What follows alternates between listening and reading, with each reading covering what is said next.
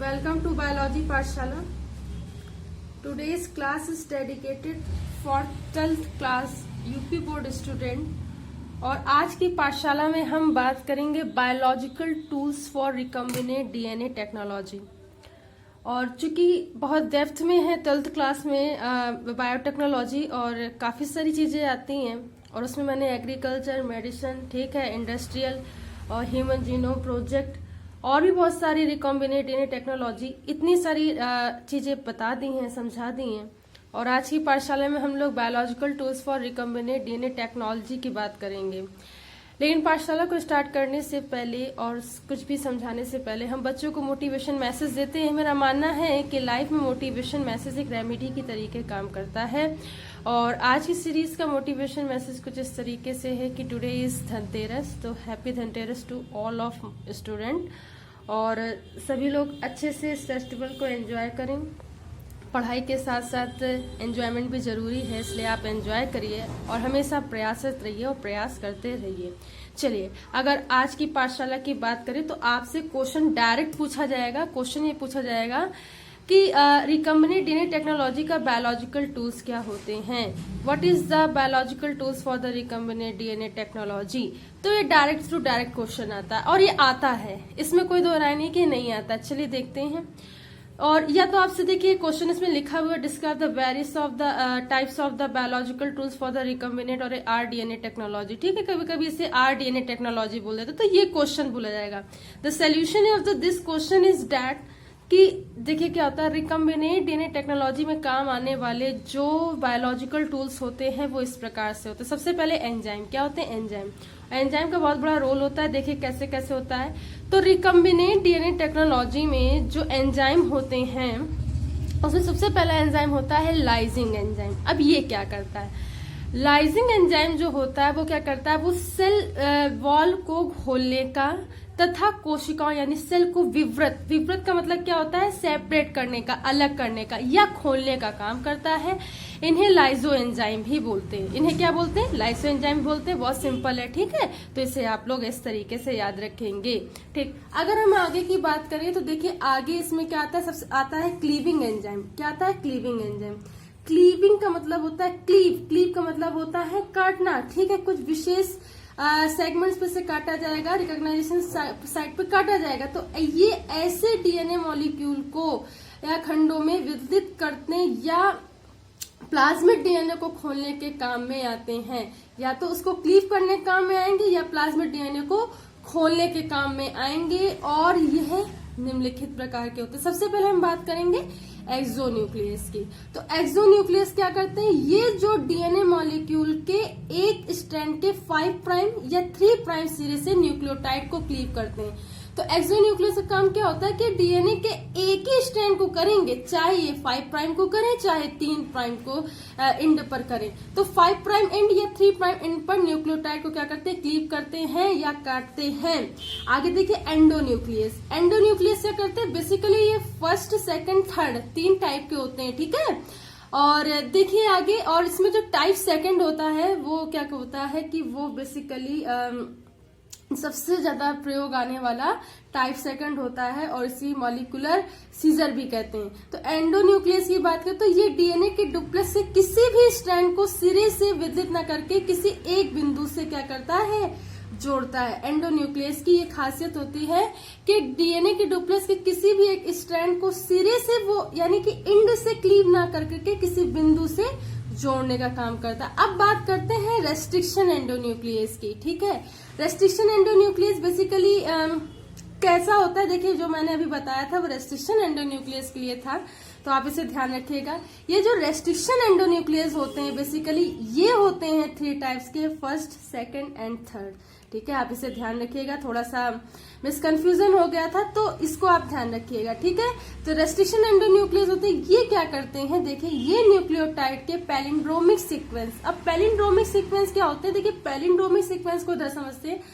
ये जो 5 prime to 3 prime, ठीक, या 3 प्राइम टू 5 प्राइम, किस इंड में जो सिरे इंड के जो होते हैं, मतलब सेगमेंट है, सीक्वेंस, वो जो होते हैं पैलिंड्रोमिक सीक्वेंस होते हैं। तो 5 prime to 3 prime and 3 prime to 5 prime is a palindromic sequence. तो देखिए कैसे बनेगा कि ये न्यूक्लियोटाइड के पैलिंड्रोमिक सीक्वेंस के द्वारा अभिज्ञात मतलब की रिकॉग्नाइजेशन या विशिष्ट स्पेसिफिक बिंदुओं पर डीएनए का विदलन करते हैं। क्या करते हैं? विदलन करते हैं। याद रखिएगा। अब देखिए यहाँ पे ये बात आ गई तो वापस से याद रखिएगा। रिकम्बिनेट डीएनए टेक्नोलॉजी में रेस्ट्रिक्शन एंजाइम टाइप सेकंड का प्रयोग किया जाता है। किया तो फर्स्ट और सेकंड का भी जाता है, लेकिन वो कुछ अलग मेथड के लिए होता है। बेसिकली जो मॉलिक्यूलर सीजर जो हम लोग कहते हैं वो होता है रेस्ट्रिक्शन एंडोन्यूक्लियस टाइप सेकंड। ठीक है, चलिए हम इसका रेस्ट्रिक्शन एंडोन्यूक्लियस का भी स्पेशल बनाएंगे पाठशाला को। ठीक है, आगे देखिए। सिंथेसिस ऑफ द एंजाइम और सिंथेसिस ऑफ एंजाइम या सिंथेटेज। तो जो सिंथेसिस ऑफ एंजाइम यानी किसी को एंजाइम को सिंथेसिस कर रहे हैं तो सिंथेटेज कहलाएंगे। एज का मतलब क्या होता है? जहां पे भी एज टर्म आ जाता है वो क्या होता है? एंजाइम से रिलेटेड होता है। याद रखिएगा। जहां पे ना लास्ट में आता है वो क्या होता है? प्रोटीन से रिलेटेड होता है। ये मैंने पहले भी आपको बताया था, तो याद रखिए।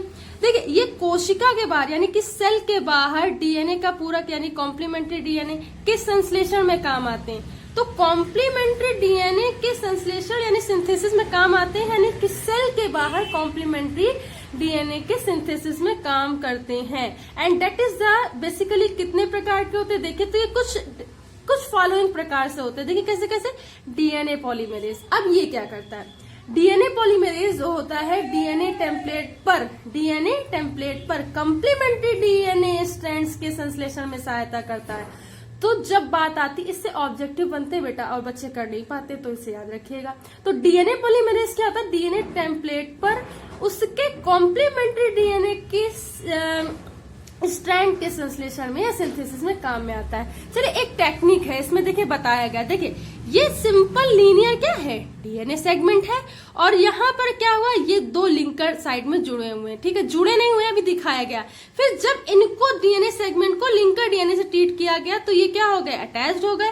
अब जब ये क्या हो गए? डीएनए विथ लिंकर हो गए। अब डीएनए विथ लिंकर को they treat with the restriction endonuclease enzyme. तो जब रेस्ट्रिक्शन एंडोन्यूक्लियस एंजाइम से बेटा ट्रीट करेंगे तो मैंने बताया ना, पॉलिंड्रोमिक सीक्वेंस पे इफेक्ट पड़ेगा। उसके सीक्वेंस में क्या करेंगे? क्लिक करेंगे तो ये देखो यहाँ पे, ये देखिए बात आ गई 5 prime to 3 prime and 3 prime to 5 prime. जब इसे ट्रीट करेंगे तो एक वेक्टर या प्लाज्मिड डीएनए का क्या होता है? फॉर्मेशन होता है। This is the demonstration of the linker in DNA recombinant techniques, that is the structure.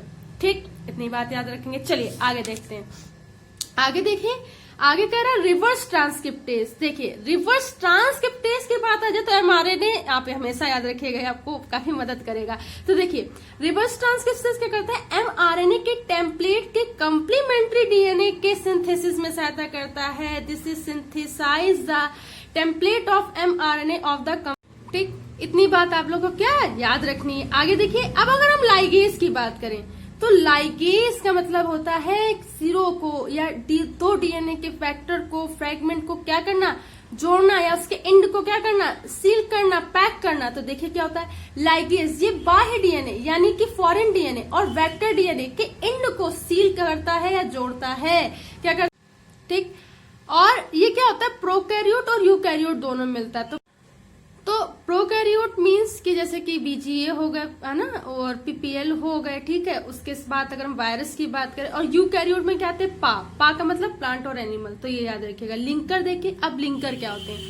तो बेसिकली लिंकर जो होते हैं डीएनए के स्मॉल या रिकम्बिनेट सेगमेंट होते हैं जो ऑलिगोन्यूक्लियोटाइड के बने हुए होते हैं। अब लिंकर में कभी कभी ये क्वेश्चन आता है कि लिंकर बेसिकली क्या होते हैं? ऑलिगोन्यूक्लियोटाइड के बने होते हैं और डीएनए के छोटे, ठीक है, छोटे क्या होते हैं? या रिकॉम्बिनेट फ्रेगमेंट होते हैं। इनमें एक या एक से अधिक रेस्ट्रिक्शन एंजाइम की क्रिया के लिए टारगेट साइट्स होती हैं। और बेसिकली अभी देखिए, आपने एक चित्र देखा था, एक डायग्राम देखा था, उसमें दो तरफ क्या होते हैं? लिंकर जुड़े थे। तो मतलब इसमें क्या होता है? रेस्ट्रिक्शन एंजाइम की प्रोसेसिंग के लिए कई डिफरेंट टाइप के टारगेट साइट्स होते हैं। लिंकर को रासायनिक रूप से संश्लेषित किया जा सकता है, और लिंकर है जिसे हम क्या केमिकली रूप से सिंथेसाइज कर सकते हैं, तथा वेक्टर डीएनए और बायो डीएनए के कुंठित सिरों, मतलब इसका मतलब ये होता है कि वेक्टर डीएनए यानी कि वेक्टर डीएनए, बाह्य डीएनए यानी फॉरेन डीएनए के ब्लंट साइड पर ठीक है। ब्लंट साइड से इसको क्या कर सकते हैं, जोड़ सकते हैं, मतलब कि उसके जो इंड साइड होते हैं या ब्लंट साइड दोनों बोलते हैं, उससे क्या कर सकते हैं, जोड़ सकते हैं। डीएनए खंडों के सिरों को जोड़ने के लिए रेस्ट्रिक्शन एंडोन्यूक्लियस एंजाइम से इसे ट्रीट किया जाता है। फिर ये बात याद रखिएगा कि इनको अगर जोड़ना है तो हमें रेस्ट्रिक्शन एंडोन्यूक्लियस एंजाइम से क्या करना पड़ेगा, ट्रीट करना पड़ेगा। अभी मैंने बताया इस चीज को। इको-आरआई लिंकर और साल्फस्ट लिंकर सामान्य रूप से प्रयोग होने वाले लिंकर होते हैं या कल्टीवेट होने वाले लिंकर होते हैं। सिंपल आप याद रखिएगा, इको-आरआई लिंकर और साल लिंकर का प्रयोग क्या किया जाता है, आर टेक्नोलॉजी या रिकम्बिनेट डीएनए टेक्नोलॉजी में किया जाता है। अब देखिए फॉरेन डीएनए क्या होता है, देखिए तो इसके अंतर्गत क्लोनिंग या रिकम्बिनेट डीएनए संश्लेषण के लिए डीएनए का संश्लेषण होता है। डीएनए का क्या होता है, संश्लेषण होता है या वियोजन होता है, ठीक है।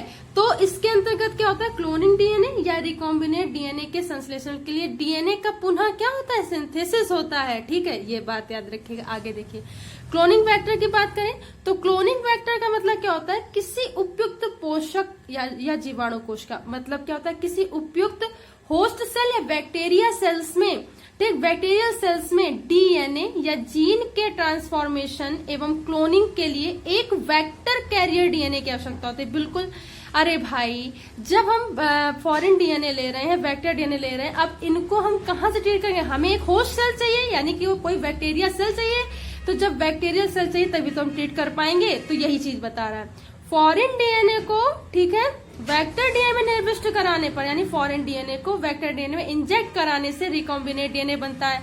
ये तो सबको बात पता है भाई, फॉरेन डीएनए और वेक्टर डीएनए बनता है, तभी हमें क्या मिलता है, एक प्लाज्मिड मिलता है, ये ठीक है। तो देखिए अब ये क्या कैसे कैसे होते हैं, देखिए इसके टाइप क्लोनिंग वेक्टर के क्या क्या होते हैं, चाहे प्लाज्मिड ही नहीं बहुत सारे वेक्टर मिल सकते हैं। तो वही बता रहे हैं कि प्लाज्मिड, ठीक, बैक्टीरियोफेज, कॉस्मिड, फेजमिड का क्लोनिंग वेक्टर के रूप में प्रयोग किया था। तो there is many types of vector, और वो कौन कौन से होते हैं, प्लाज्मिड हो गए, ठीक, बैक्टीरियोफेज हो गए, है ना, कॉस्मिड हो गए, फ्लाज्मिड हो गए, ये सब का क्लोनिंग वेक्टर के रूप में यूज किया जाता है। और रिकॉम्बिनेट डीएनए में टेक्नोलॉजी में यूज किया जाता है, रिकॉम्बिनेट डीएनए बनाया जाता है। तो कुछ इस तरीके से ओवरव्यू होता है। आई होप आज की पाठशाला आपको समझ में आई हो।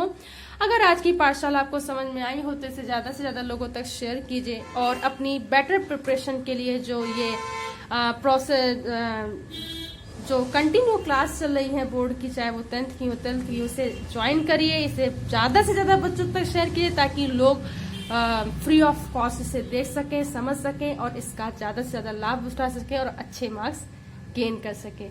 तो thanks to all student to watch this Pathshala. Thank you.